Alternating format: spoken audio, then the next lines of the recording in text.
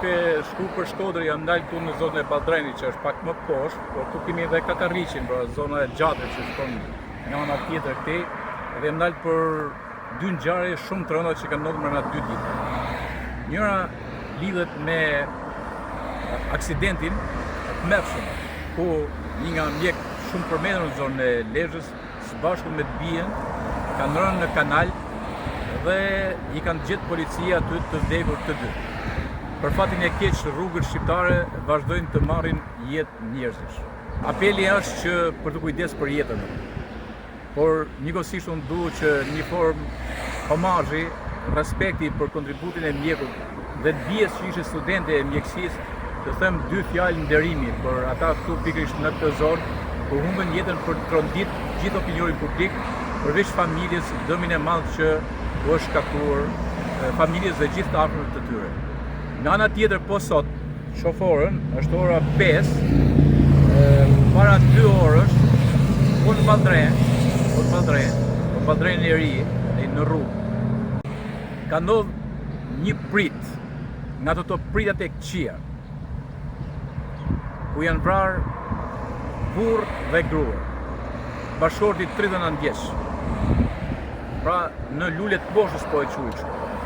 Dhe kjo vrasje ket shumë tronditse.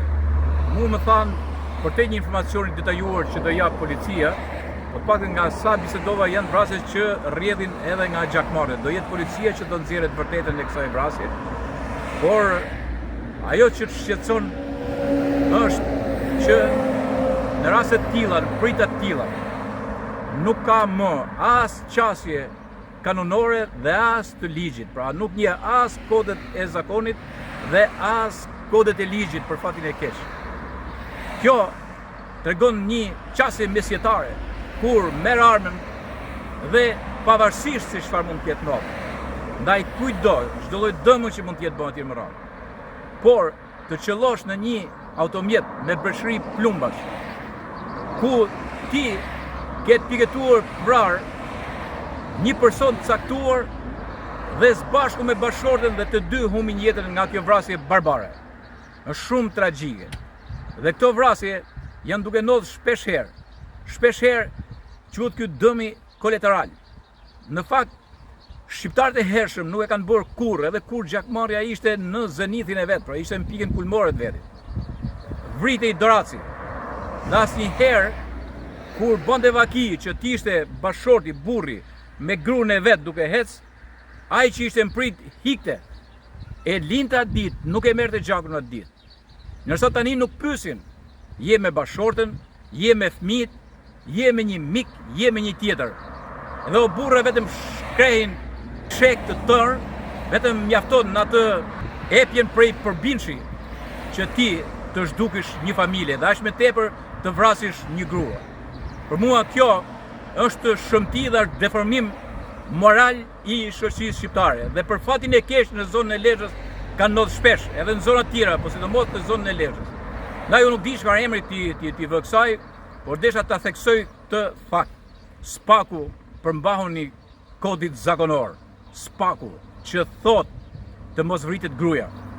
Vrasja sotme është vërtet tronditse, dhe është më tepër të them dhe gjë tjetër, që unë jam duke shkuar sot tek përvjetori unikal i pajtorës Shqipërisë që është Zoja e Shkodrës.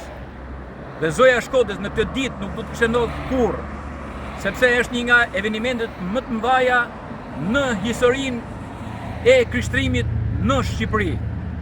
Dhe për fatin e keq, pikërisht kësaj rruge, në vend që të merrja një mobilizim shpirtëror pozitiv për të shkuar tek mesha, të cilën doja u përcjell gjithë eventin që të bëhet tek Zoja e Këshillit Mirë e Shkodrës, detyrohem që gjatë rrugës të përcjell edhe këtë ngjarje shumë të rëndë. Tu nga Balltren.